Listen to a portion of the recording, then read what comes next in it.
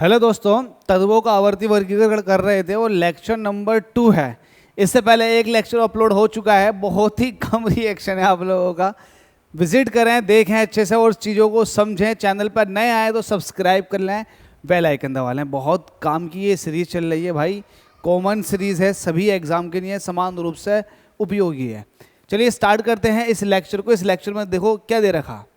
इस लेक्चर में पूरा का पूरा जो इस्तेमाल है वो है आपका इस पीरियोडिक टेबल का। अगर आपसे पूछूं इस पीरियोडिक टेबल के अंदर कितने खड़े हुए स्तंभ हैं, तो आप कैलकुलेट करके बता सकते हैं कि 18 हैं। 6 इसके अंदर हैं, 10 इसके अंदर हैं और 2 इसके अंदर है। तो 10, 6, 16 और 2, 18। तो खड़े हुए स्तंभों को हम कहते हैं ग्रुप। ये 18 हैं।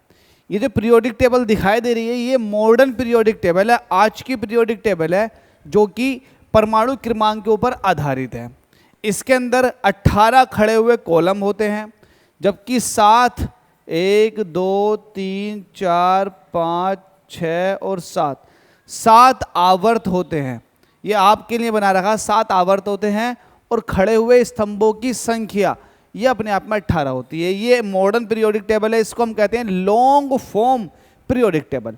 आई होप आपने समझ लिया। अब देखो यार, इसके अंदर कैसे कैसे क्वेश्चन बन सकते हैं। पहला क्वेश्चन है, आवर्त सारणी के उदग्र स्तंभों को कहते हैं, खड़े हुए को क्या कहते हैं? जल्दी से बताओ। अभी बताया था मैंने, ग्रुप बोलते हैं। क्या बोलते हैं? ग्रुप। ग्रुप मतलब वर्ग, पहला वाला आंसर। इतने देखो इजी क्वेश्चन मिलेंगे कि आप सेकंडों में लगा दोगे। आवर्त सारणी के क्षैतिज स्तंभों को कहते हैं, अभी बता रखा। जो हॉरिजॉन्टल वाले होते हैं उनको क्या कहते हैं? आवर्त कहते हैं। और ये कितने होते हैं? 7 होते हैं। ये पूछा नहीं गया, पूछ सकता। आधुनिक आवर्त सारणी जो आज की है, वो मॉडर्न पीरियोडिक टेबल जो अभी दिखाई थी मैंने, वर्गों की कुल संख्या, वर्ग कितने हैं? 18 हैं, अभी समझा रखा। देखो कितने इजी क्वेश्चन है, सेकंडों में आंसर। आधुनिक आवर्त सारणी में आवर्तों की कुल संख्या, जो पीरियड्स होते हैं वो कितने होते हैं? 7, अभी समझा रखा। कोई टफ क्वेश्चन है? नहीं। आधुनिक आवर्त सारणी में तत्वों का व्यवस्थित किया गया है, बताओ। बढ़ते हुए परमाणु क्रमांक में रखा गया, बताया था। बढ़ते हुए परमाणु क्रमांक, परमाणु क्रमांक मतलब हो गया बढ़ते हुए परमाणु संख्या। सीधा सा आंसर है, कोई टफनेस है ही नहीं क्वेश्चन के अंदर। आधुनिक आवर्त नियम के प्रवर्तक थे। आधुनिक आवर्त नियम मोजले ने दिया था, पिछला वाला लेक्चर देख लें अगर नहीं देखा तो आपने। मोजले ने दिया था आधुनिक आवर्त नियम, और जो कि परमाणु क्रमांक के ऊपर आधारित है। जबकि जो इससे पहला वाला चलता हुआ आया रूल वो था मेंडलीफ का, वो परमाणु भार के बढ़ते हुए क्रम में परमाणु एटम्स को रखा गया है, परमाणुओं को रखा गया है, तत्वों को रखा गया है। तो वो पुराना वाला था, लेकिन आज का जो है वो मोजले का है, जो कि परमाणु क्रमांक के ऊपर आधारित है। तो ये वाली बात खत्म हो गई। इसके बाद आता है तत्वों की आवर्त सारणी का जनक।